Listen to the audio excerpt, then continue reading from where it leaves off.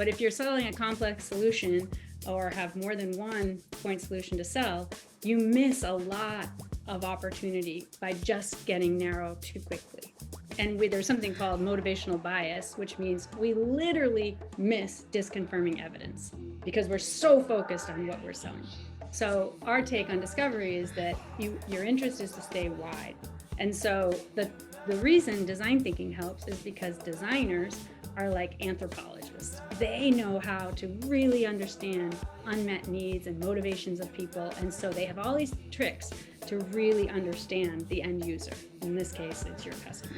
This is one of the sort of main models in the world of design thinking, which means we want, and this is exactly what I was saying, we want to first start by diverging, which means going wide in our understanding so that we create choices, we create opportunities, and then we're starting to narrow in sales, like, well, so, okay, what's the choice we want to make together with our customer around what we're selling?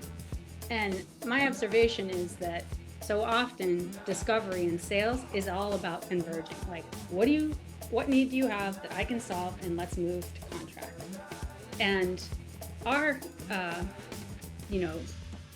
belief is that we do better when we make discovery stick on the left for a little bit longer, stay wider than you may even be comfortable, because so much more shows up. And we have so many proof points to show this, like millions of dollars. I'm going to tell you a story about Salesforce right now. But so we started working with Salesforce, was our first client years ago. And we worked with Sachin Rai, who's still there. He's an incredible account executive. And the story is about Greyhound. That's in the first chapter of our book, if you want to read it. So we started working with Sachin and a team of his and asked them to bring an account into the class with them. We were doing a sell by design program. He brought Greyhound. Salesforce had a small footprint and wanted to expand it. So when Sachin joined us, he had been contacting everybody at Greyhound, trying to get in the door, had not had very much luck. When he came and started working with us, we said, Sachin, just stop trying to sell to them. Just go have an experience of Greyhound. Understand who they are, what the customer experience is. So Sachin went on, all in. He's sort of an extreme user of this. He took a bus from San Francisco, LA, and back again. And through that experience, he learned all about what it was like to be a rider on the bus. He learned about what the drivers went through and what worked and didn't work. Anyway, long story short, he came back. He started writing the executives again, and he said, hey, I want to tell you about my experience on Greyhound, not my experience with your, my CRM. And he said he got 100% open rate. Long story short, a year later, it was a $3 million global account.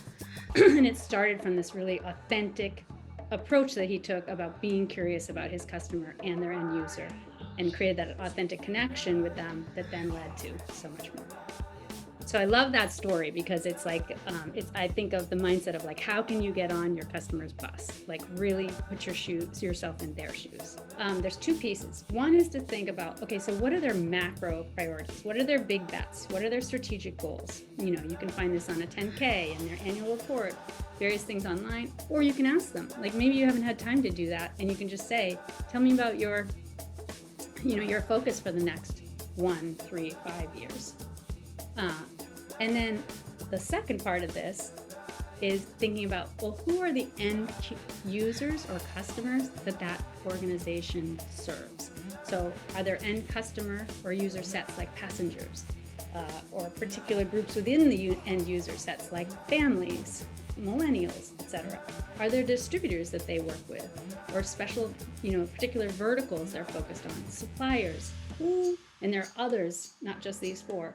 Who does the organization serve and engage with, or cares about? Your customer cares about their customers, right? If you can have a conversation about their customers or their suppliers, etc., that becomes interesting, much more interesting than the product you're selling, right?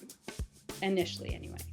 And then the trick is, and I'll show you an example of this, is to connect the dots. So if that's a big priority, let's say they're trying to expand market share in a certain vertical, then understanding, okay, what vertical is that?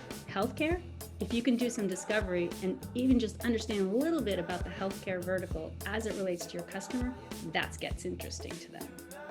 And of course, you're going to start to arc towards, well, then how does what you offer relate to this? But initially, you're trying to engage your customer in a way that sparks them to say, like, wow, you really care about me. I am interested in having a conversation with you.